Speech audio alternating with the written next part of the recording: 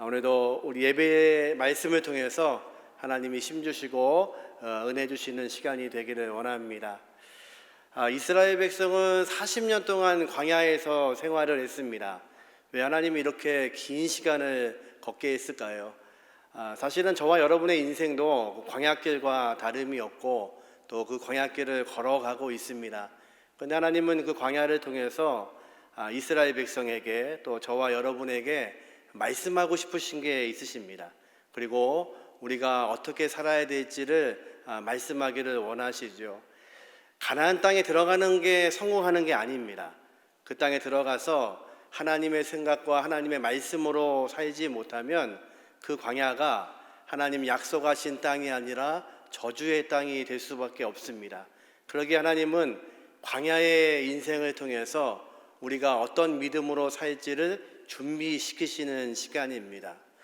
우리가 잘 아는 첫 번째 이스라엘의 왕 사울 왕은 성경이 어떻게 평가를 하냐면 하나님에게서 마음이 떠난 사람이라고 성경은 표현합니다. 반면에 두 번째 왕이었던 다윗은 하나님의 마음에 합했던 왕이라고 말씀하십니다. 두 사람이 어떤 차이가 있을까요? 차이는 다윗이 경험했던 광야입니다. 사울은 광야를 경험한 적이 없고 다윗은 긴 시간 동안 광야를 경험했습니다.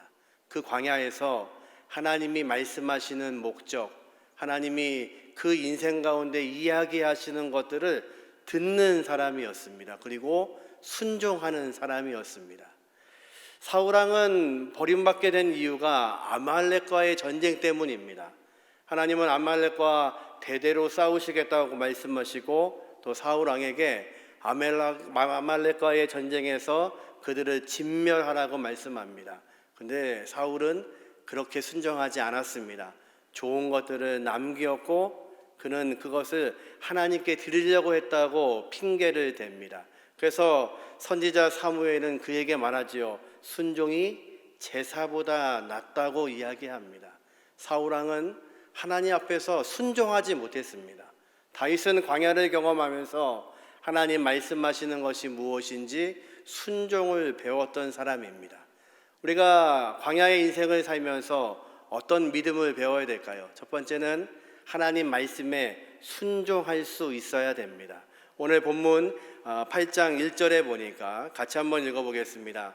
내가 오늘 명하는 모든 명령을 너희는 지켜 행하라. 그리하면 너희가 살고 번성하고 여호와께서 너희의 조상들에게 맹세하신 땅에 들어가서 그것을 차지하리라. 아멘.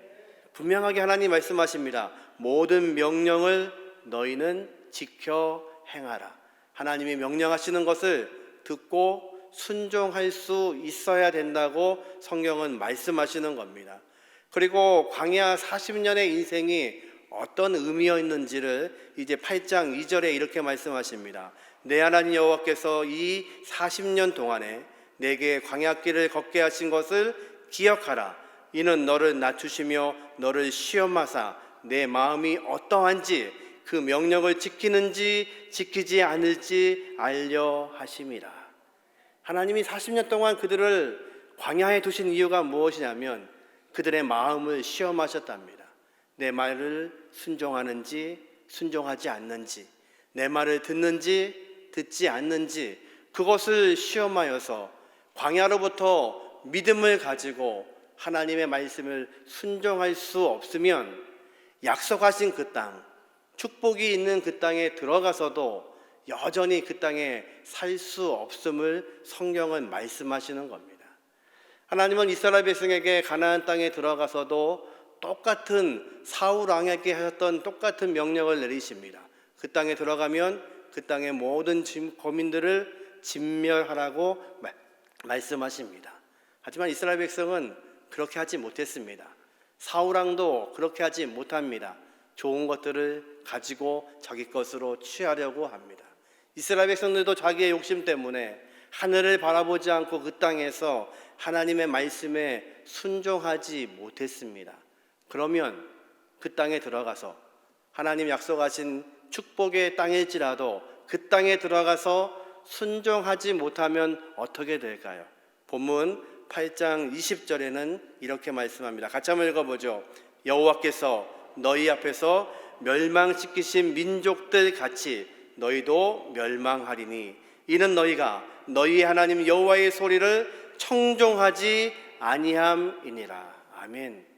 너희도 그 땅에 들어가서 하나님이 약속하신 땅임에도 불구하고, 축복을 약속하신 땅임에도 불구하고 그 땅에 들어가서 하나님의 말씀에 청종하지 않으면, 하나님 말씀을 듣지 않으면 너희도 이 민족들처럼 멸망하리라.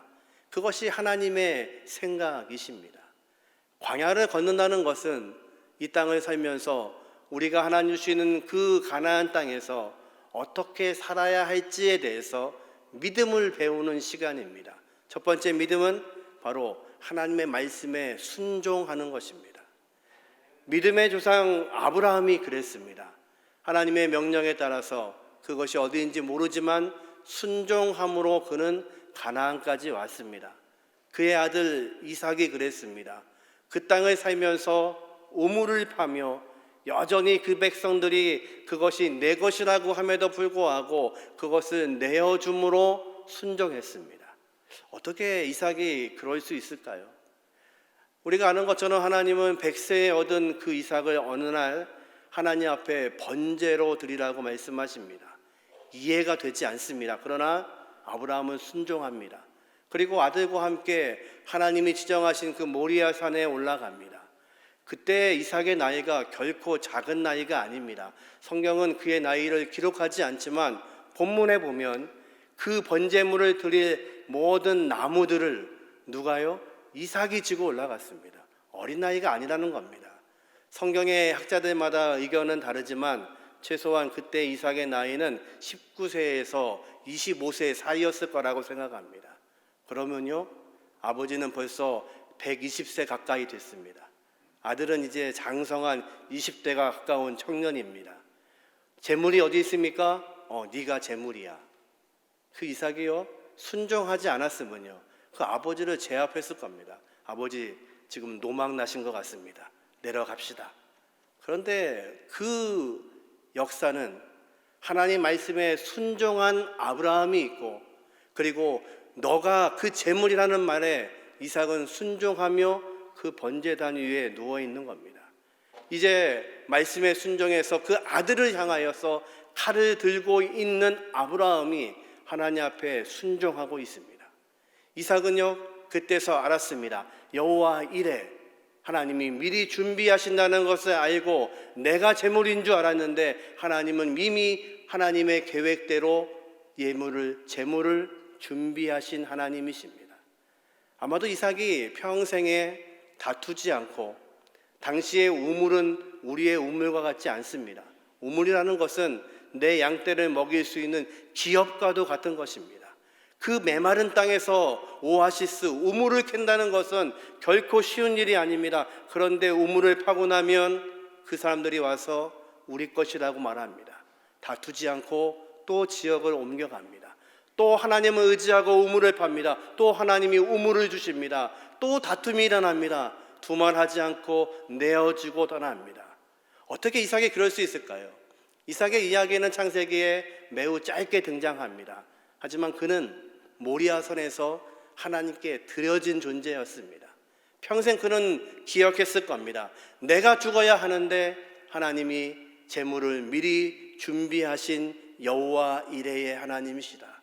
이 문을 내어주어도, 이 우물을 내어주어도 다시 하나님은 나에게 준비하실 것이고 내 인생은 하나님께 바쳐진 인생이다. 그것이 그의 순종이고 믿음이었습니다. 저와 여러분이 이 광야의 인생을 사시는 동안 기억하십시오. 여러분과 저는 하나님의 말씀에 순종하는 사람으로 배움을 입어야 됩니다. 저와 여러분이 걷고 있는 이 광야는 바로 어떻게 하나님께 순종하는지를 배우는 장소입니다. 저와 여러분이 겪고 있는 이 어려움은 하나님께서 우리를 통해서 하나님이 누구신지를 가르쳐 주시는 시간입니다.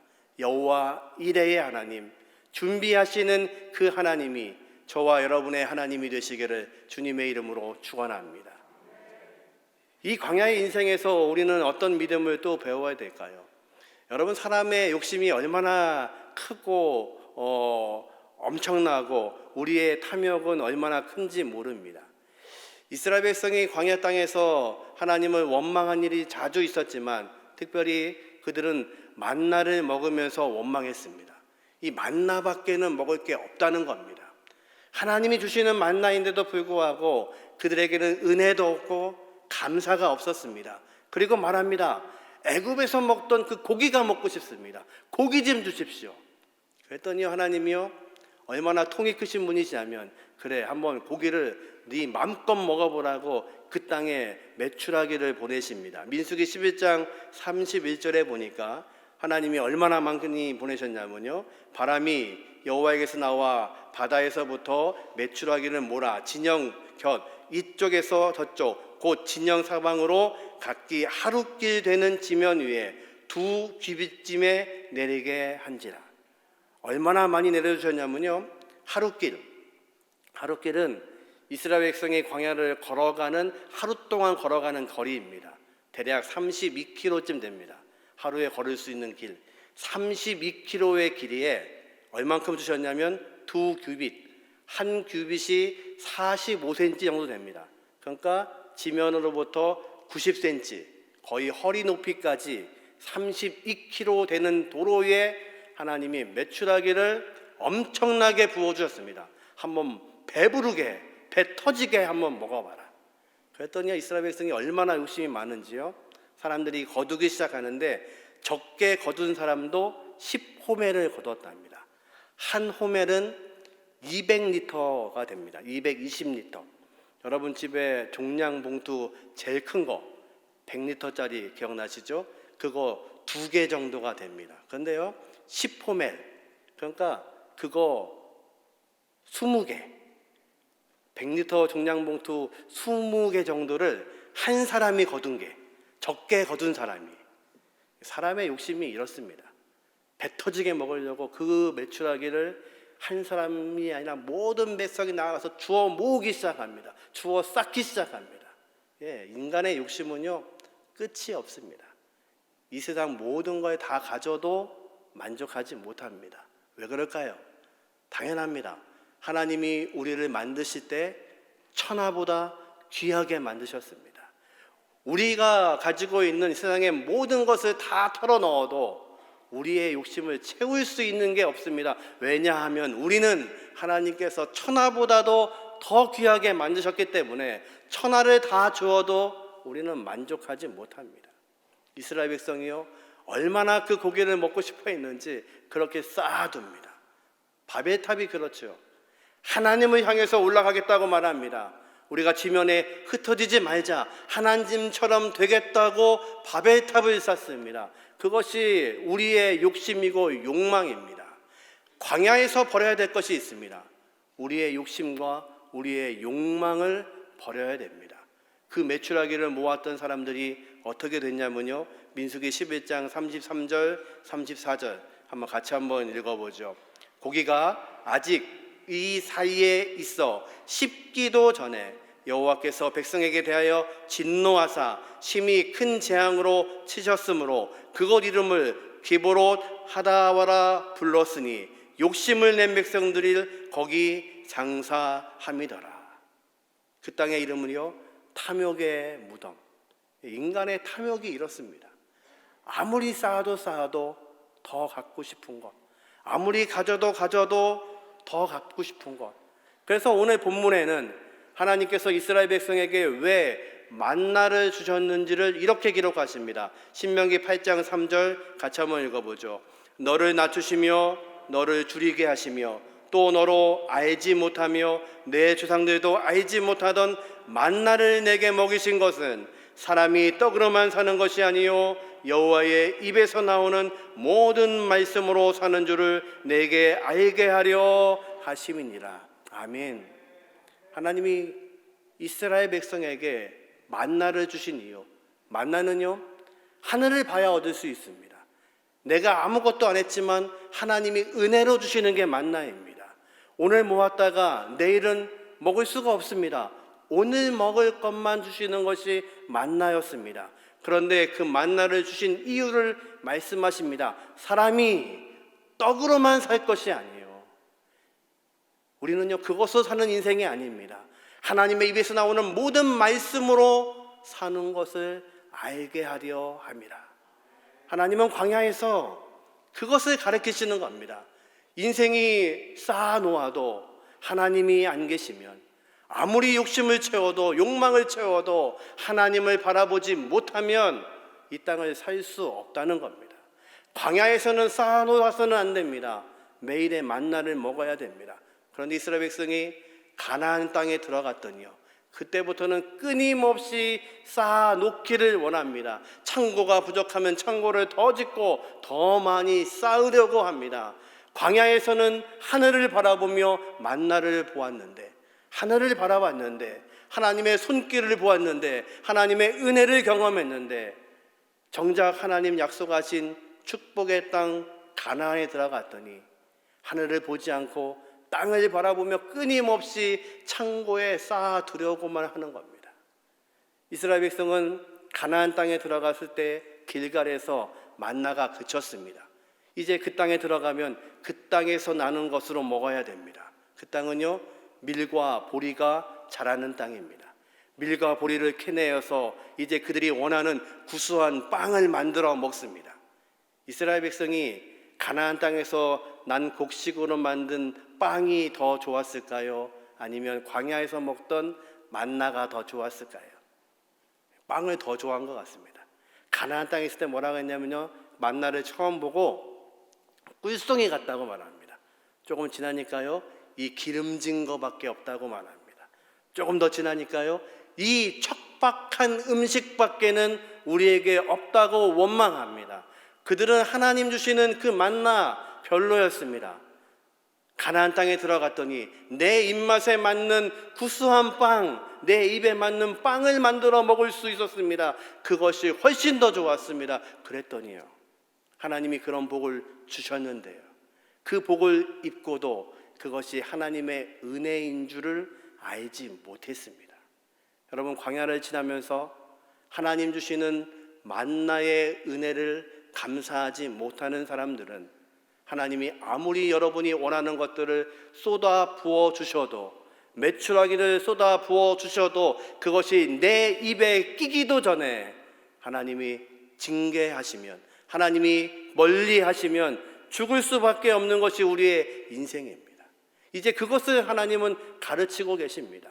축복의 땅, 그 땅에 들어가는 것이 성공이 아니라 그 땅에 들어가서도 하나님의 은혜를 사모하지 않고 우리의 눈이 하늘을 향하여 열려 있지 않으면 그 땅은 결코 축복의 땅이 될 수 없다는 겁니다. 저와 여러분이 광야를 걸으십니까? 그렇다면 이 광야에서 우리의 욕심과 탐욕이 내려놓을 수 있는 은혜가 있기를 주님의 이름으로 축원합니다. 하나님이 허락하시는 오늘의 만나를 볼 수 있는 은혜가 있기를 주님의 이름으로 축원합니다. 오늘을 살게 하시는 하나님의 놀라우신 은혜를 경험하지 못하는 백성은 어떤 축복도 누릴 수가 없습니다. 이 광야에서 하늘을 바라보게 하시는 놀라우신 은혜가 저와 여러분의 복이 되시기를 주님의 이름으로 축원합니다. 마지막으로 광야에서 우리가 배워야 될 게 있습니다. 내 힘으로 안 된다는 것을 깨달으셔야 됩니다. 오늘 본문 8장 4절에 보니까 같이 한번 읽어보죠. 이 40년 동안에 내 의복이 헤어지지 아니하였고 내 발이 부르트지 아니하였느니라. 하나님이 이 말씀을 왜 하시는 걸까요? 너희가 40년 동안의 광야에서 너희가 입고 나온 그 옷 한 번도 헤어지지 않았다.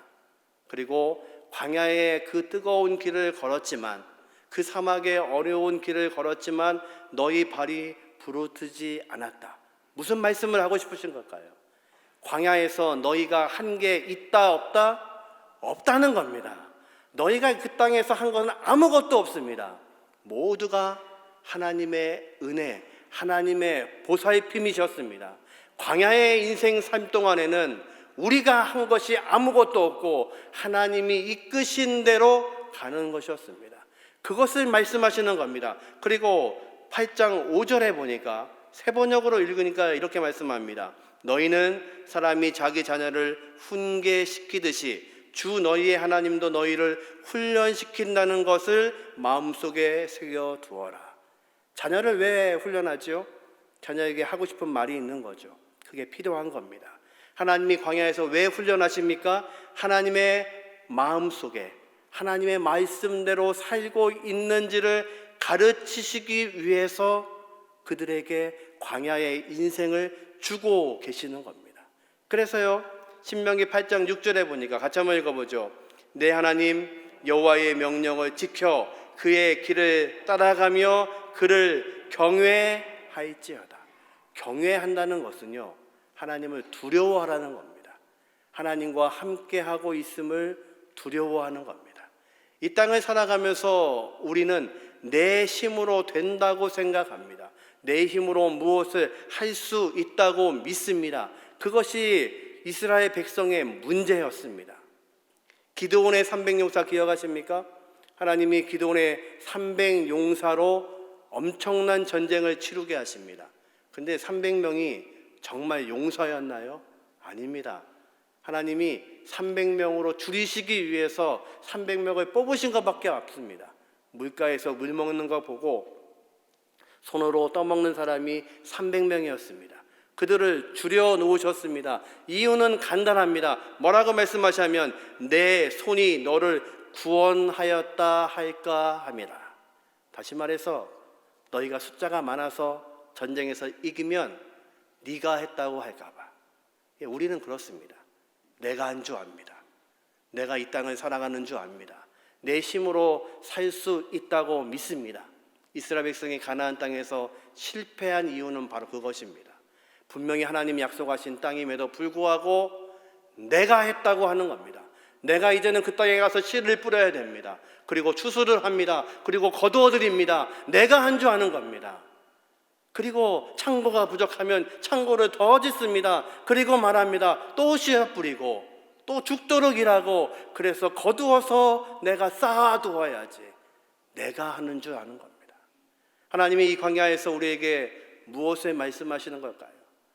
내가 하는 것이 아니라 하나님이 하고 계시다는 것을 믿으라고 말씀하십니다. 기드온은요, 하나님의 약속 가운데서 바알의 우상을 붕괴했던 사람입니다. 그런데요, 그것 때문에 동네 사람들한테 잡혀서 죽을 뻔합니다. 여러분이 알고 계시는 것처럼 엘리야가 갈멜산에서 850명의 바알과 아세라 선지자들과 영적인 대결을 합니다. 그 선지자들은요, 어디서 왔나요? 그 땅에 있는 왕이 키운 사람들입니다. 끊임없이 이스라엘 백성은 가나안 땅에 들어가는 순간부터 이스라엘 백성이 멸망하는 순간까지 바알을 섬겼습니다. 바알을 섬기며 그와 함께 살았습니다. 여러분, 그들이 왜 바알을 섬겼을까요? 바알은요, 우리가 어떤 것을 해도 지적하지 않습니다. 그들이 섬기고 있는 하나님은 어떠신 분이냐면요, 그들이 도덕적으로 부패하면 그들을 징계하시는 하나님이십니다. 그들이 하나님의 말씀에 떠나면 그들을 징계해서 하나님의 말씀대로 살기를 원하시는 분이십니다. 내가 거룩하니 너희도 거룩할지어다. 내가 너희에게 구별되었기에 너희도 구별하여 나에게 나오라고 말씀하십니다. 그래서 이스라엘 백성은 그 하나님이 싫었던 겁니다. 그 하나님을 섬기려면 도덕적으로 깨끗해야 됩니다. 하나님 앞에서 정직해야 됩니다. 그렇게 살기 쉽지 않았습니다. 그런데 바알은요, 그런 얘기를 하지 않습니다. 바알이 좋아하는 것, 바알이 원하는 것을 가지고 가서 제물을 드리면 바알은 이렇게 묻습니다. 네 소원이 뭐냐? 이스라엘 백성은요, 그 앞에서 자기의 소원을 말합니다. 씨를 뿌릴 때 비를 주시고 씨를 뿌려서 거둘 때 비를 주셔서 더 많이 거두게 하시고 내 뱃속으로 들어가는 것이 많게 해주십시오. 그렇게 바알에게 전하면 바알은 그 사람이 도덕적이든지 도덕적이지 않든지 아무 이야기도 하지 않고 소원하는 대로 이루어지는 것 같습니다. 그래서 그들은 그렇게 믿었습니다. 내가 신을 선택할 수 있고 선택한 그 신은 나에게 복을 주는 신이라고 믿었습니다. 그것이 이스라엘의 실패의 요인입니다. 저와 여러분이 예수를 믿고 있으면서 혹시 여러분의 소원을 기도로 말하고 있지 않습니까? 하나님은 우리의 소원을 들으시는 분이 아니라 우리가 어떤 사람인지 소명을 알기를 원하십니다. 하나님이 우리를 택하신 이유가 무엇인지를 말씀하시는 겁니다. 왜 종살이하던 애굽에서 그들을 건지셔서 광야 40년의 시간 동안에 그들을 훈련시키시고 약속하신 그 땅에 들어가게 하셔서 하나님의 백성으로 살게 하면서 하나님의 복이 세상 끝까지 전파되기를 하나님은 말씀하시고 우리에게 그것이 소명이라고 말씀하십니다. 이스라엘 백성은 소명에 관심이 없고 소원에 관심이 있었습니다. 그래서 끊임없이 바알을 섬기고 아세라를 섬겼습니다. 어쩌면 우리도 하나님을 섬긴다고 말하면서 이 땅에서 이 광야 같은 인생에서 우리의 소원들만 말하고 있는지 모릅니다. 그 소원이 이루어지기 위해서 오늘도 무릎 꿇는지 모릅니다. 그리고 세상을 향하여 더불어 같이 살고 있으면서 세상을 버리지 않고 살아갑니다. 그리고 도덕적으로 어떻게 되든지 간에 내가 어떤 삶을 살든지 간에 아무 말도 하지 않는 세상을 더 의지하고 살아가고 있는지도 모릅니다. 성경은 말씀하십니다. 너희가 광야에서 무엇을 배울 것인가? 너희가 광야에서 어떤 믿음을 가져야 하나님이 약속하신 그 가나안을 보아도 살 수 있는지를 말씀하십니다. 저와 여러분이 오늘도 이 광야에서 저와 여러분에게 말씀하시는 하나님의 소명을 발견하게 하시는 은혜가 있기를 주님의 이름으로 축원합니다. 말씀을 정리합니다. 가나안, 그곳은요 광야에서 배운 믿음으로 살아가는 곳입니다. 어떤 믿음을 배우셔야 될까요? 첫 번째, 하나님의 모든 명령에 순종함을 배우십시오. 우리는 그 명령에 순종하는 사람들입니다. 순종하는 것이 제사보다 훨씬 더 좋은 겁니다. 두 번째, 탐욕을 버리고 하나님의 말씀으로 사십시오. 우리의 욕심을 이 땅에 쌓아두는 곳이 광야가 아닙니다. 이 땅에서는 쌓아놓는 것이 아니고 하나님의 말씀으로 사는 것을 배우는 곳입니다. 마지막으로 내 힘을 의지하지 말고 하나님을 경외하십시오. 하나님을 두려워하십시오. 내 힘으로 지나갈 수 있는 광야가 아닙니다. 하나님이 하셔야 됩니다.